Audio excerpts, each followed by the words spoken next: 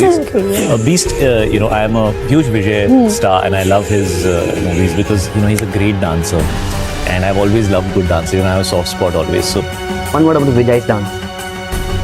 I think they have some secret diet or something over here because everybody's energy level is so amazing. Big star is a huge star. Vijay, who was very shy last time.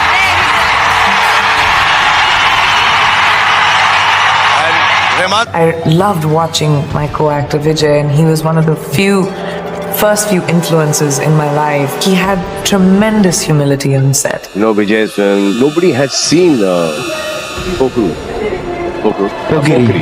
Nobody has seen. When I did Love, so that Vijay's film, I was forgetting the name. And it's Terry, na? Terry Tripathi. Thalapathy Vijay. Thalapathy Vijay. Thalapathy Vijay. Thalapathy Vijay. Thalapathy Vijay. Thalapathy Vijay. Thalapathy Vijay. Thalapathy Vijay. Thalapathy Vijay. Thalapathy Vijay. Thalapathy Vijay. Thalapathy Vijay. Thalapathy Vijay.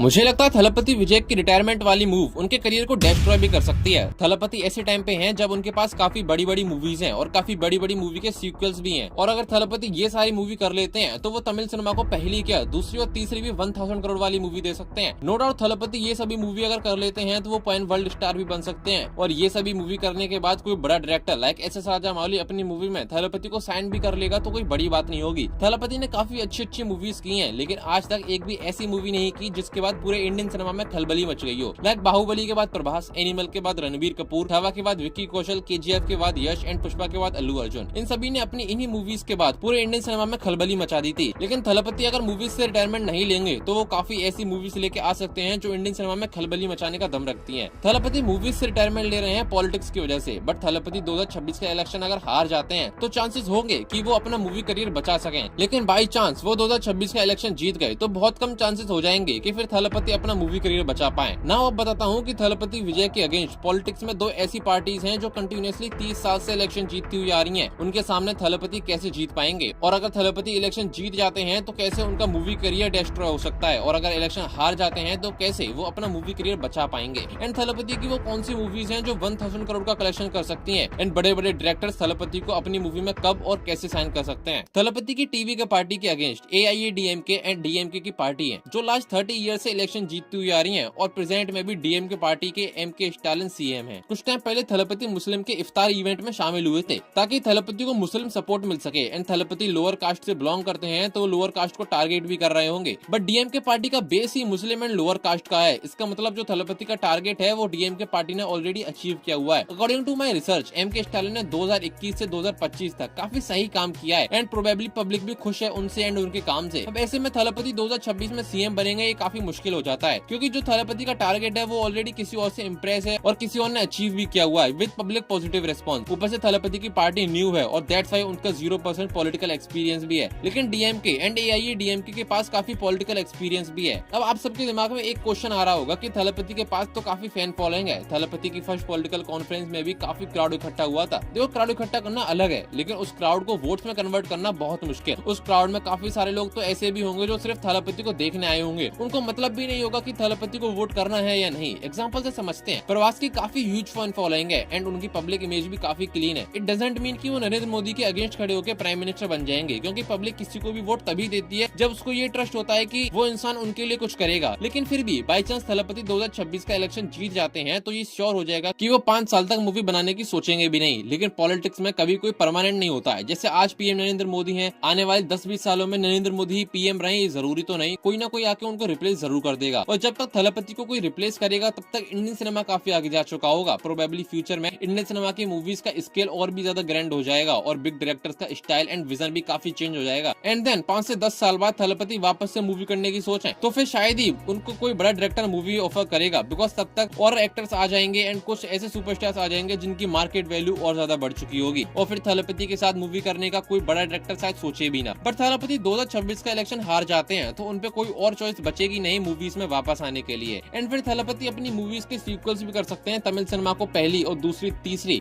1000 crore वाली movie भी दे सकते हैं, जिसमें पहली तो गोट versus ओजी ही हो जाएगी, because goat movie 400 crore के बजट में 455 करोड़ का कलेक्शन करती है। एंड गोट मूवी में थाला अजीत की मूवी मनकथा के भी काफी सारे रेफरेंसेस देखने को मिले थे। एंड गोट वर्सेस ओजी की हाइप ऑलरेडी काफी है, और ऐसे में थलपति एंड थाला अजीत का कोलैब हो गया इस मूवी के लिए तो लिटरली ऑडियंस पागल हो जाएगी। थलपति एंड अजीत कुमार के कोलैब से गोट वर्सेस ओजी इजीली 1000 करोड़ का कलेक्शन कर लेगी। दूसरी है मास्टर 2। मास्टर 2 135 करोड़ के बजट में 300 करोड़ का कलेक्शन करती है, वो भी कोविड के टाइम पे। लेकिन ओटीटी और टेलीविजन पे मास्टर की टीआरपी काफी हाई रही थी। एंड ये मूवी मुझे भी इतनी पसंद आई थी कि इस मूवी के बाद मैं विजय का फैन हो गया था। और अब तो लोकेश कनगराज ने भी कंफर्म कर दिया है कि वो मास्टर बनाने के लिए बहुत ज्यादा एक्साइटेड हैं, बिकॉज उनको जेडी की वाइब काफी पसंद आई थी, और लोकेश के पास मास्टर के लिए काफी बढ़िया स्टोरी भी है। मास्टर कोविड के टाइम 300 करोड़ कमा सकती है, तो मास्टर 2 सिंगल रिलीज में 1000 करोड़ का कलेक्शन तो कर ही लेगी। तीसरी है लियो 2। 300 करोड़ के बजट में इसने 620 करोड़ का कलेक्शन किया था, एंड एलसीयू की हाईएस्ट ग्रॉसिंग मूवी भी बन गई थी। ऑनेस्टली कहूं तो लियो 2 की हाइप ऑलरेडी बहुत ज्यादा बनी हुई है। एंड लियो 2 में कमल हसन, कार्ति एंड सूर्या, इनमें से किसी एक की भी एंट्री हो गई तो डेफिनेटली इसको 1000 करोड़ का कलेक्शन करने से कोई नहीं रोक सकता। और अगर सब ठीक रहा तो थलपति इंडियन सिनेमा में प्रभास, अल्लू अर्जुन, यश, रणबीर कपूर की तरह खलबली भी मचा सकते हैं। और 3 मूवीज किसी एक्टर की बैक टू बैक 1000 करोड़ का कलेक्शन कर लें तो बड़े बड़े डायरेक्टर सबसे पहले उनको अपनी मूवीज के लिए साइन करेंगे। एंड थलपति की एक्टिंग में वो पोटेंशियल है जो एक पैन वर्ल्ड स्टार की एक्टिंग में होनी भी चाहिए। लेकिन जो एक्साइटमेंट थलपति में नजर आ रहा है पॉलिटिक्स को लेकर, उसके चलते ये थोड़ा पॉसिबल कम होगा कि वो मूवीज वापस से बनाए। बट मेरा ओपिनियन यही है कि थलपति पवन कल्याण की तरह बीजेपी ज्वाइन करके देश के लिए काम करें। इससे ये होगा कि थलपति पे इतना टाइम रहेगा कि फिर वो